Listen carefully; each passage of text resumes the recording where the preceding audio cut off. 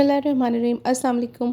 आज आपके लिए लेकर आई हूँ बहुत ही ज़बरदस्त, बहुत ही आसान से मूंग की दाल के हलवे की रेसिपी, जिसको बनाना बहुत आसान है तो वैसे बहुत ही ट्रेडिशनली मुश्किल रेसिपी, लेकिन एक बहुत ही आसान तरीके से मैं आज आपको बताऊँगी कि किस तरह आप इसे घर पर ही तैयार कर सकते हैं। तो चले साथ मिलकर बनाते हैं। सबसे पहले मैंने ले ली है 1 कप मूँग दाल और इसको हम भिगो देंगे।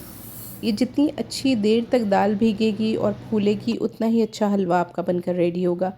इसको मैंने तकरीबन 2 से 3 घंटे के लिए भिगो कर रख दिया था। उसके बाद जो दाल थी हमारी, वो साइज़ में ज़्यादा हो गई थी, फूल गई थी। तो उसके बाद मैंने उसे एक छन्नी में डालकर सारा पानी उसका निकाल कर इस तरह से एक तसले पर फैला दिया और पंखे के नीचे रख दिया, जिससे ये दाल जो है वो सूख गई और इसका सारा मॉइस्चर जो था वो ख़त्म हो गया, नमी इसकी ख़त्म हो गई। उसके बाद एक कढ़ाई में डालकर ये जो सारी दाल है हमारी, जिसको हमने पंखे के नीचे सुखाकर खुश्क किया है, उसको कढ़ाई में डाल लेंगे और अच्छी तरीके से भून लेंगे।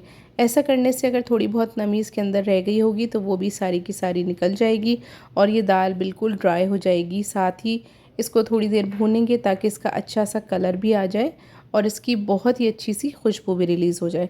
तकरीबन आपको 5 से 6 मिनट बिल्कुल धीमी आंच पे इस दाल को भूनना है, यहाँ तक कि इसका बहुत अच्छा सा कलर आ जाए और बहुत बिखरी बिखरी खिली खिली सी ये दाल जो है वो अलग-अलग हो जाए, एक एक दाना इसका, और बहुत अच्छी सी खुशबू आने लगे। ये देखें, दाल का कलर आप देख रहे हैं कितना प्यारा आ गया है, डार्क हो गया है पहले की निस्बत, और एक एक दाना जो है इसका खिला खिला और अलग हो गया और इसके अंदर जो भी मॉइस्चर वगैरह या नमी थी वो सब की सब बिल्कुल ख़त्म हो चुकी है। अब हम इसको एक प्लेट में निकाल कर ठंडा कर लेंगे, इतना रूम टेम्परेचर पे, ताकि हम इसको पीस सकें। उसके बाद किसी भी ब्लेंडर जार में, जो भी जिसमें आप ड्राई मसाले वगैरह पीसते हैं, उसमें डालकर आपको इस दाल को बिल्कुल बारीक पीस लेना है, जितना भी आप बारीक पीस सकते हो। ये देखें, दाल हमारी ऑलमोस्ट तैयार हो गई है। अगर आप इसको और डार्क करना चाहें तो आप और डार्क भी कर सकते हैं, उससे आपके हलवे का कलर भी थोड़ा और डार्क हो जाएगा, लेकिन मुझे ऐसा ही पसंद है तो मैंने इसको इसी तरह उतार लिया। आप देखें कितनी अच्छी खिली खिली सी दाल है, मेरे लैदा हुई है। इसको मैंने पीस लिया है ग्राइंडर में डाल के और ये देखें बिल्कुल इस तरह से बारीक कर लिया है। अब हलवा बनाने की तैयारी करते हैं। उसी कढ़ाई को वॉश करके मैंने दोबारा ले लिया है और इसमें डाला है मैंने आधा कप घी। आधा कप घी डालने के बाद मैंने इसमें 4 से 5 इलायचियाँ ले ली और उनके मुंह खोल लिए और वो भी शामिल कर दिया। जब इलायची की अच्छी सी खुशबू घी में आने लगी तो उसके बाद जो दाल हमने पीस कर रखी थी वो सारी की सारी हमने इसमें डाल दी। अब इस दाल को घी में थोड़ा सा हमें भूनना है। थोड़ी ही देर में आप देखेंगे कि सारा का सारा जो घी है वो एब्जॉर्ब कर दिया है दाल ने और इस तरह से दाल हो गई है। तो आपको इसको हल्की आंच पे तकरीबन 3 से 4 मिनट लगातार चलाते हुए भूनना है। हलवों में बस थोड़ी सी यही बात होती है कि थोड़ी मेहनत होती है, लेकिन उनका जो जायका निकल कर आता है घर पर जब आप उन्हें तैयार करते हैं तो वो बहुत लाजवाब होता है। तो बस 3 से 4 मिनट हमें हल्के चूल्हे पर इस दाल को भूनना है घी में, और जब अच्छी सी खुशबू आपकी दाल की आने लगेगी और कलर भी अच्छा सा हो जाएगा और दाल में से आपको लगेगा ये कुक होना शुरू हो गई, तब हम इसमें 3 कप दूध डाल लेंगे। यानी कि 1 कप हमने दाल ली थी तो उसका 3 गुना हिस्सा हमें लेना है दूध। 3 कप हमने यहाँ मेजर करके दूध लिया है और वो सारा इसमें शामिल कर दिया है। अच्छा, अब ये जितना हलवे का प्रोसेस होगा सबका सब हल्की आंच पे होगा, आपको चूल्हे की आंच को बिल्कुल भी तेज़ नहीं करना है। अब इसको हम थोड़ी देर पकाएंगे, यहाँ तक कि जो दूध है पकते पकते वो थोड़ा सा रिड्यूस हो जाए और थोड़ा सा कम हो जाए, और जब थोड़ी सी दाल फूल जाएगी और आपको लगेगा कि दाल गलने लगी है और जो दूध है उसकी भी क्वांटिटी थोड़ी सी कम हो जाएगी, तब हम इसमें चीनी शामिल करेंगे। 1 कप दाल की मुनासबत से हम 1 कप, अगर आप तेज़ मीठा खाते हैं तो आप 1 कप चीनी लीजिएगा। मैं क्योंकि मुनासिब हमारे यहाँ मीठा खाया जाता है तो 1 कप से थोड़ा सा कम चीनी मैं इसमें शामिल करूँगी। आप चाहें तो गुड़ भी इस्तेमाल कर सकते हैं, लेकिन दूध के हलवे में गुड़ डालेंगे गरम गरम में तो दूध फट सकता है, तो लिहाजा आप चीनी ही इस्तेमाल कीजिएगा।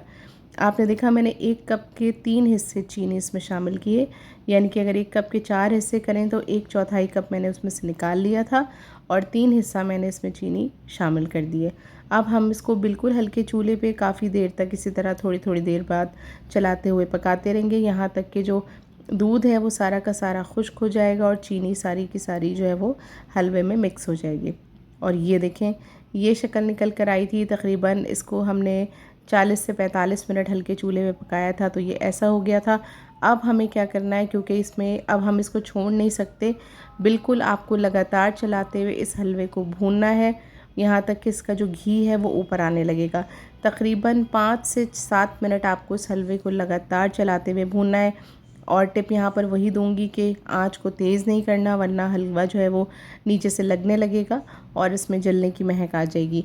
बस आप इसको इसी तरह भूनेंगे मुस्तकिल चलाते हुए, यहाँ तक कि आपका मनचाहा कलर आ जाए, क्योंकि दाल हमारी गल चुकी है, बहुत अच्छे से कुक हो चुकी है, मिठास भी इसमें सारी की सारी आ चुकी है और हलवा तकरीबन तैयार है। बस हमें इसको इतना तैयार करना है कि ये कढ़ाई जो है वो छोड़ दी है इसने और इसका जो घी है वो ऊपर आने लगे। जब ऐसा होने लगे तो आप समझ लीजिएगा कि आपका जो हलवा है वो बिल्कुल रेडी हो गया है सर्व होने के लिए। और गरम गरम में ही हम इसको सर्व करेंगे। ड्राई फ्रूट आप इसके ऊपर जो भी आपके पास अवेलेबल हो आप इसके ऊपर डाल सकते हैं। अगर आप ड्राई फ्रूट्स को भी अच्छा फ्लेवर देना चाहते हैं तो 1 चम्मच घी में आप इन ड्राई फ्रूट्स को थोड़ा सा भून लीजिए और उसके बाद हलवे में शामिल कीजिए, तो उनका जो मज़ा है वो दोबाला हो जाएगा। ये हलवा सर्दियों में बनाकर मैं बहुत सारा एक साथ रख लेती हूँ और जब भी बच्चों को भूख लगती है तो थोड़ा थोड़ा सा गर्म करके देती हूँ। घर का बना हुआ हलवा होता है, खालिस चीज़ों से बनता है, बहुत ताकतवर भी होता है, खुश जायका भी होता है। और जब हल्की हल्की भूख लग रही हो तो उसमें आप बच्चों को ये दें। बच्चे घर की बनी हुई मुफीद चीज़ और अच्छी चीज़ खाएंगे और उनको ये लगेगा भी और उनको नफ़ा पहुंचाएगा। तो जनाब, अगर मेरी रेसिपी अच्छी लग रही हो तो फैमिली और फ्रेंड्स के साथ शेयर कीजिएगा। चैनल पे पहली बार आए हैं तो सब्सक्राइब किए बगैर मत जाइएगा। अपना बहुत ज़्यादा ख्याल रखिएगा, मुझे दुआ में याद रखिएगा। अल्लाह हाफ़िज़।